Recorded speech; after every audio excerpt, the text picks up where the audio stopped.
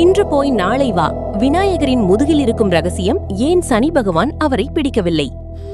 இந்த சமயத்தில் விநாயகர் அனைத்து தடைகளையும் நீக்கும் முதற்கடவுளாக போற்றப்படுகிறார். அதே சமயம் சனி பகவான் மனிதர்களின் கர்ம பலன்களை வழங்கும் கடினமான கிரக தெய்வமாக கருதப்படுகிறார். ஆனால் புராணங்களில் ஒரு ஆச்சரியமான நம்பிக்கை உள்ளது. சனி பகவானுக்கே விநாயகரின் தெய்வீக சக்தி முன் பயம் ஏற்பட்டதாக கூறப்படுகிறது. ஒரு சமயம் தேவர்கள் அனைவரும் கைலாசத்திற்கு வந்து சிவபெருமானையும் பார்வதி தேவியையும் தரிசித்தனர். அப்போது சனி பகவானும் அங்கு வந்தார். ஆனால் அவர் விநாயகரை நேராக பார்க்காமல் தலையை குனிந்து நின்றார். இதை கண்ட பார்வதி தேவி காரணம் கேட்டார்.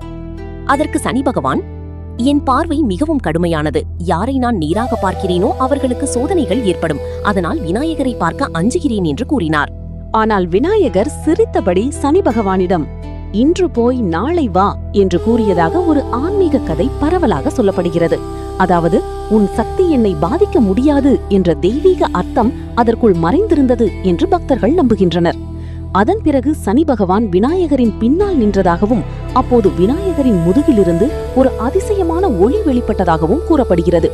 அந்த ஒளி சனியின் கடுமையான ஆற்றலை சமநிலைப்படுத்தியதாக புராண மரபுகள் விளக்குகின்றன. இதனால்தான் சில பழமையான விநாயகர் கோவில்களில் விநாயகரை சுற்றி வருதல், முதுகு பகுதியை தரிசித்தல், அருகம்புல் மாலை சூட்டுதல் மிகவும் முக்கியமாக கருதப்படுகிறது. ஆன்மீக ரீதியாக விநாயகரின் முதுகு பாதுகாப்பின் சக்தி என்று கருதப்படுகிறது.